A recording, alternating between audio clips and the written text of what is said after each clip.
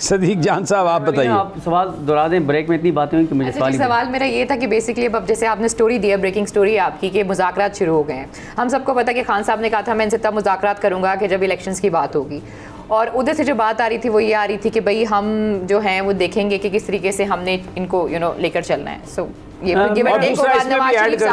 कि कितने के पैसे लगाएंगे जरदारी साहब के जो पीटीआई के या काफ लीग के एमपीएस जो हैं उनको गायब कर दें, और अगर इत्तेमाद का वोट गवर्नर साहब कहें तो वो इधर हो जाए, क्योंकि वो कुड़की लेके आए हैं। तो कितने का आपको लगता है कि कोई होएगा, कोई रेट जो फंसेगा? और वो नवाज शरीफ साहब भी वापस आएंगे गिव एंड टेक में? अच्छा, नवाज शरीफ साहब के ऊपर तो हम मेरे ख्याल है इस पे स्टोरी करनी चाहिए, वो बड़ी लंबी उसकी तफसीलात हैं। लेकिन जो आपने बात की ना, मेरा ये ख्याल है कि इमरान खान साहब अगर ये अप्रैल मई के इलेक्शन का कहते हैं तो खान साहब जो है वो मान जाएंगे। मेरी असेसमेंट है, इन्फॉर्मेशन नहीं है, मेरी बात किसी से नहीं हुई।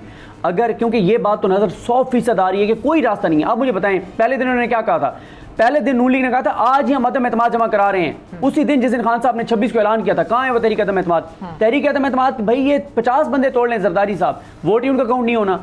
तहरीक अगर गवर्नर कहता है एतमाद का वोट लेने का चौधरी परवेज लाई साहब को, जो एमपीए नहीं उनका एतमाद का वोट देगा वो डी सीट हो जाएगा।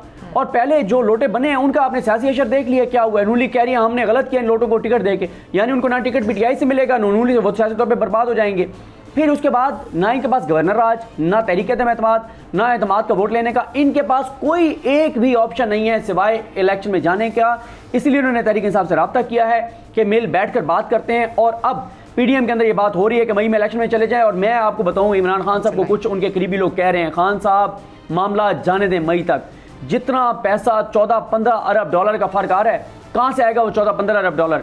ये तो अपने बोझ से गिरने वाले हैं, ये तो अपने बोझ से गिरने वाले हैं। और आखिरी बात, समी इब्राहिम साहब एक जगह पे थे, समी इब्राहिम साहब से एक हुकूमती आम शख्सियत ने क्या कहा था कि मैंने अपनी पार्टी में कहा है जितने जल्दी हो सकता है इलेक्शन में चले जाओ, शायद तुम्हें कम मार पड़े, जितना वक्त गुजारते जाओगे तुम्हें ज़्यादा मार पड़ेगी। अच्छा जी, सदीक साजिद साहब ये बयान फरमाएं कि ये क्या नून लीग की सोच है कि जरदारी साहब 15 एमपीएस को पता नहीं 10-10 करोड़ या 20-20 करोड़ दे के कहें कि जी आपने इत्तेमाद का वोट जब गवर्नर कहेगा तो आपने नहीं जाना। तो ये क्या समझते हैं कि अभी हमजा शहबाज की हुकूमत है और वहाँ पर इनके वो अपने बिलाल कमयाना साहब CCPO लगे हुए हैं, अब तो डोगर साहब CCPO हैं, और परवेज लाई साहब की हुकूमत है। 15 ये उठाएंगे तो वो 30 उठा लेंगे। तो ये क्या कहाँ ले जाना चाहते हैं जरदारी साहब? ये बातें ही हैं, ऐसी हैं, वो उठाने टूटने वाली बात तो जो है वो बिल्कुल नहीं है। असल में इशू वही है इलेक्शन का। ये मैं आपको बता दूं, मेन चीज जो है वो जिस चीज के ऊपर बात अड़ी हुई है। और दूसरी बात ये है कि अब ये मुख्तलिफ किस्म के जो सहारे थे वो अब नहीं है, अवेलेबल नहीं है।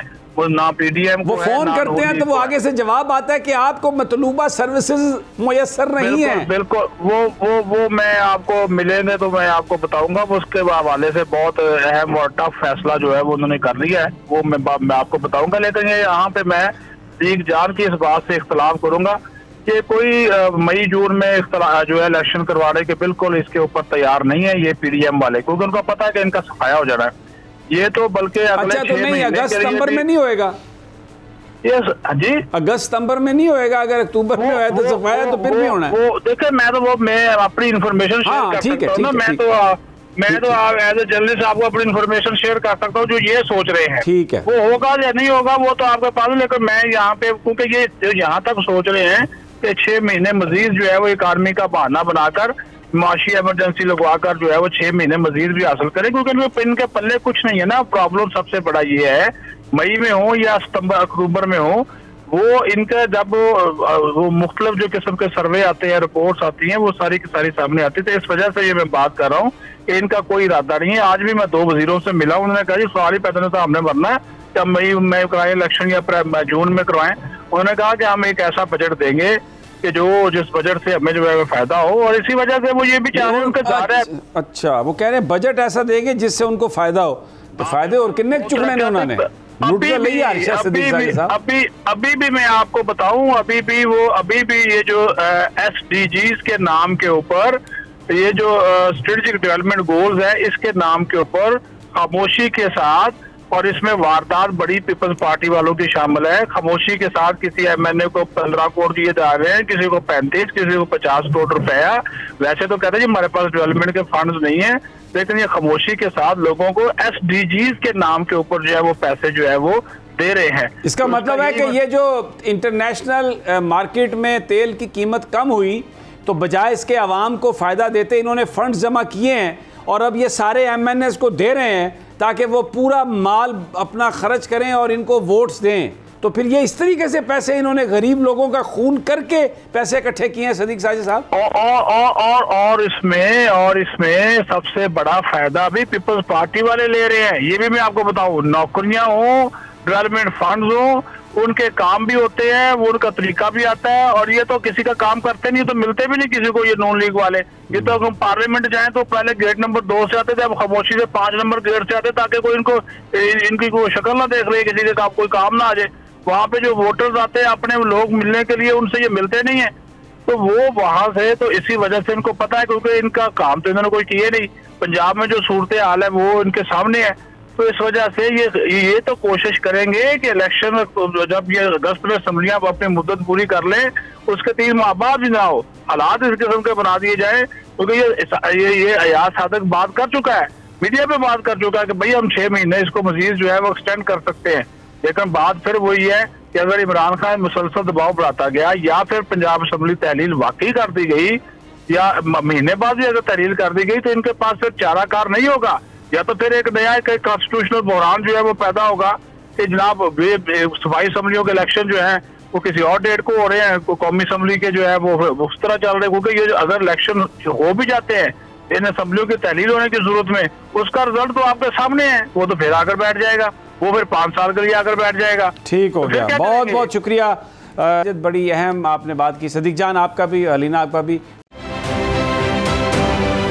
आप ये समझें, ये जो हक है ना, हक पे खड़े रहना और हक को बोलना, ये दूर से लगता है तन्हा हो गए लोग। आप खान साहब को देखें, तन्हा दिखाई देने, सारी जमातें मिलकर उनके खिलाफ हैं, लेकिन आज भी पाकिस्तान की आवाम उस हक की आवाज़ के पीछे जो है 80% से ज़्यादा आवाम उनके साथ है। सेम एग्जैक्टली इसी तरीके से बोल की कहानी है भाई, बिल्कुल अलग आपको तन्हा दिखाई देगा, हर जगह आपको खड़ा हुआ नजर आएगा, हटेगा नहीं किसी चीज़ से। और उसके साथ भी 80% आवाम अगर आज आप देखें तो उसे बोल दिख रही है। जाली केस है ना, ये हम पे उस वक्त बनाए गए थे जब हुकूमत यही थी, इन्हीं लोगों की हुकूमत थी ना। और ये जाली केस, इनको मैं नहीं कह रहा इस केस को जाली केस, इनको पाकिस्तान में क्या पूरी दुनिया में एक ऐसा शिकायत कुंदा नहीं मिला, एक ऐसा कंप्लेनेंट नहीं मिला जिसने ये कहा हो कि हमारे साथ फ्रॉड हुआ है। तो ये खुद ही बन गए कंप्लेनेंट और ये खुद ही इन्होंने खुद ही इन्वेस्टिगेशन की, उसकी खुद ही तफ्तीश भी की, यानी कि कंप्लेनेंट भी है, इन्वेस्टिगेशन ऑफिसर भी है। और इन द एंड इन्होंने फिर उसके बावजूद ये कोर्ट में जमा कराया कि जी ये केस जाली केस था और इसमें किसी किस्म जो कुछ एग्जैक्ट कर रहा था सब लीगल। ये मेरी बात नहीं है, ये इनके इन्वेस्टिगेशन ऑफिसर की बात। सबसे ज्यादा व्यूज और सबसे ज्यादा रेटिंग के साथ बोल आज भी रहा नंबर 1 पर। सब्सक्राइब करें और बेल दबाएं ताकि कोई खबर रह न जाए।